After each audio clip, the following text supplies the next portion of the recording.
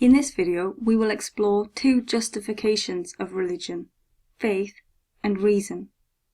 Faith and reason can be seen as conflicting, but some argue that they are mutually agreeable. We will explore a range of understandings of the role of faith and reason as sources of justification of religion. St. Augustine, writing in the late 4th and early 5th centuries, was an advocate of the compatibility of faith and reason. St. Augustine's writing in his Confessions explores his own search for meaning and conversion to Christianity. For Augustine, it is through reason that people come to believe in God. He writes, "I believe in order to understand, and I understand the better to believe." In other words, faith makes for better understanding, and reasoning makes faith stronger. It is necessary to have both faith and reason in order to understand God. For Augustine, God can never be understood only by reason, or it would not be God. Likewise, God cannot only be understood through faith, as it must be compatible with the limited knowledge humans have. Pope Benedict XVI recently highlighted the importance of St. Augustine's thought. He said in 2008, St. Augustine's entire intellectual and spiritual development is also a valid model today in the relationship between faith and reason, a subject not only for believers, but for every person who seeks the truth, a central theme for the balance and destiny of all men. Søren Kierkegaard, a Danish philosopher and theologian born in 1813, prioritized faith over reason to such an extreme degree that faith becomes irrational. For Kierkegaard, faith is trust in the strength of the absurd. The absurd is not just that which is strange or unusual for Kierkegaard, but is that which goes against reason.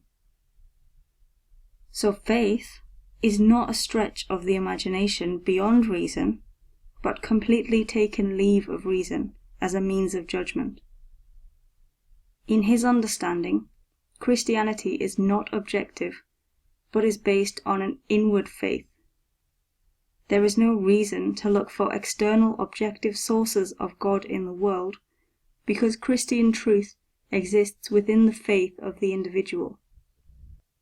American philosopher and psychologist William James, however, argued that claims about faith and belief must be tested, and that acting on these beliefs without evidence is foolish.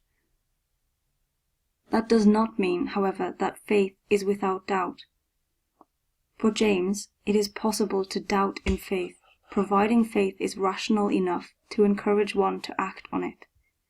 This excludes the possibility of faith in the absurd, as belief in the irrational would not encourage one to act upon it. Faith is therefore compatible with doubt, and the defining characteristic of faith is that it is oriented towards action. The debate around the relation between faith and reason in religious belief has implications for religion's relation to other areas of knowledge. Religion and science, for example, have often been portrayed as conflicting. Some critics of religion, such as Richard Dawkins, have argued that religion and science are incompatible. This is based on his judgment that faith and reason are incompatible, and that reason will eventually rule out faith. His book, The God Delusion, explains this at full length, and the secondary school Dr. Lynch attended also gets a scathing mention. It is important to note that many religions don't believe this to be the case. The Catholic Church, for example, although it has an interesting history with its responses to many areas of advancement, in theory supports the pursuit of knowledge through science. In 1988, Pope John Paul II said, "Science can purify religion from error and superstition. Religion can purify science from idolatry and false absolutes. each can draw the other into a wider world, a world in which both can flourish.